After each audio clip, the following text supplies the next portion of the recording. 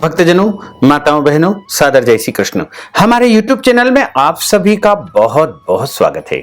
मैं हूं आपके साथ आचार्य धर्मेंद्र शास्त्री।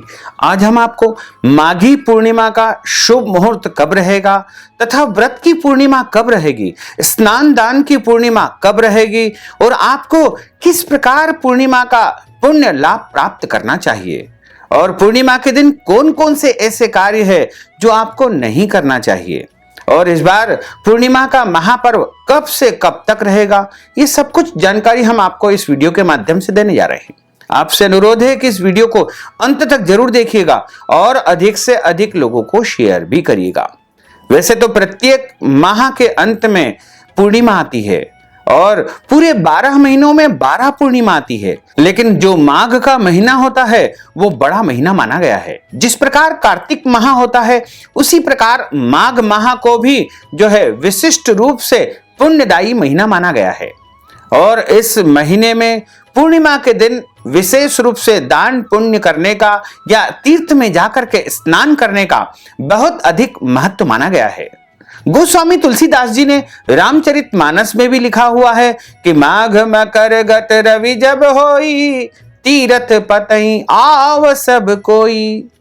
जब माघ का महीना आता है तो समस्त देवता अलग अलग रूपों को धारण करते हुए तीर्थराज प्रयागराज में आकर के और त्रिवेणी में गंगा यमुना सरस्वती में आकर के स्नान करते हैं। इसलिए तीर्थराज प्रयाग में माघ का जो मेला है वह बड़ा ही पुण्यदायी मेला लगता है और वहां जाकर के सभी कल्पवास करते हैं, तीर्थ में जाकर के स्नान करते हैं, दान करते हैं, पुण्य करते हैं। लेकिन वर्तमान परिवेश में, वर्तमान परिस्थिति में सभी व्यक्ति तीर्थ में जाकर के स्नान नहीं कर सकते हैं।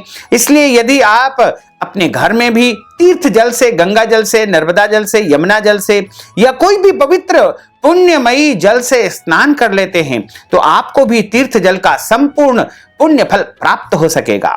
इस बार जो माघी पूर्णिमा का महापर्व रहेगा वो इस प्रकार रहेगा, क्योंकि जिस प्रकार कार्तिक महीने के अंतिम के 5 दिन जो है महान पुण्यदायी और कल्याणकारी माने जाते हैं, उसी प्रकार माघ महीने की एकादशी से लेकर के पूर्णिमा तक जो 5 दिन रहेंगे वो भी महान पुण्यों को देने वाले रहेंगे।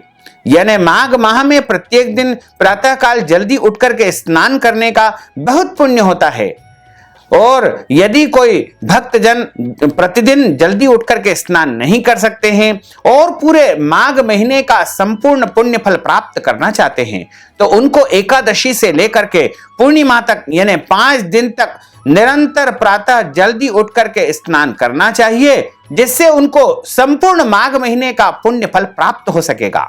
तो यदि आप पूरे माघ महीने का पुण्य फल प्राप्त करना चाहते हैं तो आपको एकादशी से यानी 23 फरवरी से लेकर के निरंतर जो है 27 फरवरी तक 5 दिनों तक प्रातःकाल जल्दी उठकर के स्नान करना चाहिए तथा भगवान नारायण का पूजन, तुलसी जी का पूजन, दान पुण्य करना चाहिए, जिससे आपको पूरे माघ महीने का पुण्य फल प्राप्त हो सकेगा। इस बार जो माघी पूर्णिमा का महापर्व रहेगा वो इस प्रकार रहेगा। माघी पूर्णिमा का प्रारंभ 26 फरवरी 2021 शुक्रवार के दिन दोपहर 3:50 से पूर्णिमा तिथि प्रारंभ हो जाएगी, जो कि 27 फरवरी 2021 शनिवार को दोपहर 1:50 तक पूर्णिमा तिथि रहेगी।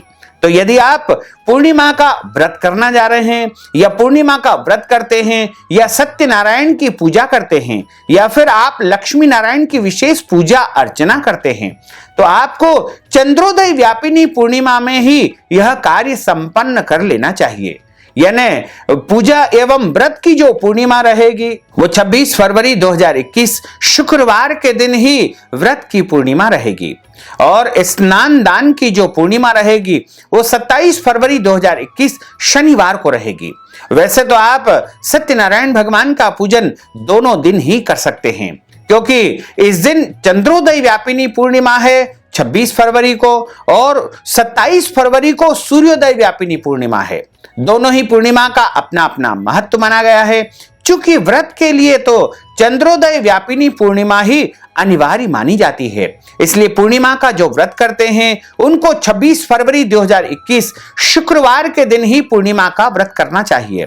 और जो माघ माह का स्नान पूर्ण करना चाहते हैं या फिर पूर्णिमा का स्नान तथा दान पुण्य आदि कर्म करना चाहते हैं, उनको 27 फरवरी 2021 शनिवार के दिन ही माघ का स्नान पूर्ण करना चाहिए और माघी पूर्णिमा का स्नान परिपूर्ण करना चाहिए। और इसी दिन आपको माघ माह का दान पुण्य भी करना चाहिए। वैसे तो दान पुण्य आप दोनों दिन कर सकते हैं। और माघ पूर्णिमा के दिन अन्न दान करना, गौ दान करना, वस्त्र दान करना या फिर दक्षिणा का दान करना या फिर गौ माता की सेवा करना महान पुण्यदायी माना जाता है। शास्त्रों में माघ स्नान एवं व्रत की बड़ी महिमा बताई है। माघ की प्रत्येक तिथि पुण्यदायी होती है। उनमें माघी पूर्णिमा का विशेष महत्व है। माघ मास की पूर्णिमा तीर्थ स्थलों में स्नान दान आदि के लिए परम फलदायिनी बताई गई है। तीर्थराज प्रयाग में या कोई भी तीर्थ में जाकर के इस दिन स्नान करना, दान करना, गौ दान करना एवं यज्ञ करना विशेष महत्वकारी माना जाता है। तीर्थराज प्रयाग में संगम स्थल पर एक माह का कल्पवास करने वाले तीर्थ यात्रियों के लिए यह तिथि विशेष पर्वदायी मानी जाती है। माघी पूर्णिमा को एक मास का कल्पवास पूर्ण हो जाता है। इसी प्रकार भक्तजन अपने क्षेत्र की नदियों एवं पवित्र सरोवर में भी माघी स्नान या माघी पूर्णिमा का स्नान करके पुण्य फल प्राप्त कर सकते हैं। प्रयागराज में इस पुण्य तिथि को सभी कल्पवासी गृहस्थ प्रातःकाल स्नान करके गंगा माता की आरती तथा पूजा करते हैं और अपनी कुटियों में आकर के, अपने निवास स्थल पर आकर के हवन करते हैं। फिर साधु सन्यासियों, ब्राह्मणों तथा भिक्षुओं को भोजन करवा करके स्वयं भोजन प्रसाद ग्रहण करते हैं और कल्पवास के लिए रखी गई खाने पीने की वस्तुएं जो कुछ भी बची रहती है उन्हें दान करके और गंगा जी की रेणु कुछ प्रसाद, रोलित एवं रक्षा सूत्र तथा गंगा जल लेकर के पुनः गंगा माता के दरबार में उपस्थित होने की प्रार्थना करके अपने अपने घरों की तरफ प्रस्थान करते हैं। माघी पूर्णिमा को कुछ धार्मिक कर्म संपन्न करने की विधि शास्त्रों में बताई गई है। प्रातःकाल नित्य कर्म एवं स्नान आदि से निवृत्त होकर के भगवान विष्णु का विधि पूर्वक पूजन करे, फिर पितरों का श्राद्ध करे और जरूरतमंद लोगों को, ब्राह्मणों को, साधु संतों को भोजन करवाए, उन्हें दक्षिणा दान करे, वस्त्र दान करे, गौ दान करे और अपनी आमदनी तथा सामर्थ्य के अनुसार दान करे। तिल, कंबल, कपास, गुड़, घी, मोदक, फल, चरण पादुकाएं, अन्न और द्रव्य तथा शैया दान करे। और इस दिन व्रत रख करके ब्राह्मणों तथा तपस्वियों को भोजन करवाना चाहिए और सत्संग एवं कथा कीर्तन में दिन रात व्यतीत करके अगले दिन व्रत का पारणा करे। माघ शुक्ल पूर्णिमा एक पुण्यदायी दिन माना गया है और यह पुण्य तिथि स्नान दान आदि के लिए अक्षय फलदायिनी होती है। परम वैष्णव संत रविदास जी की जयंती भी माघी पूर्णिमा को मनाई जाती है और इसके एक दिन पहले करपात्री महाराज की जयंती भी मनाई जाती है। यद्यपि प्रत्येक महीने की पूर्णिमा को सनातन धर्मावलंबी श्रद्धालु लोग सत्यनारायण भगवान का व्रत रख करके पूजन करते हैं और कथा करते हैं, लेकिन माघी पूर्णिमा को सत्यनारायण भगवान का व्रत करना, पूजन करना अनंत गुना फलदायी माना गया है। वाल्मीकि रामायण में सत्य के अलौकिक प्रभाव को दर्शाने वाला एक उदाहरण है। जानकी जी को बचाने के प्रयास में रावण के भीषण प्रहारों से क्षत विक्षत एवं मरणासन्न जटायु को देख करके प्रभु श्री राम करुणार्ध हो उठते हैं और नया शरीर लेकर के प्राण धारण करने को कहते हैं, परंतु जीवन के प्रति उसकी अरुचि देख करके अंततः जटायु को दिव्य गति के साथ उत्तम लोक प्रभु श्री राम प्रदान करते हैं। या गतिर यज्ञशीला नाम मां गतिश्च या गति अपरावर्तिनाम याच भूमि प्रदायिनीम। इस प्रकार मोक्ष की अभिलाषा जो रखता है उसे प्रभु जो है मोक्ष प्रदान करते हैं। इसलिए सत्य व्रत का पालन करते हुए प्रत्येक मनुष्य को जो है सत्य व्रत धारण करना चाहिए। सत्य व्रत का पालन करने वाले व्यक्ति के लिए समस्त लोकों पर विजय पा लेना अत्यंत सहज हो जाता है।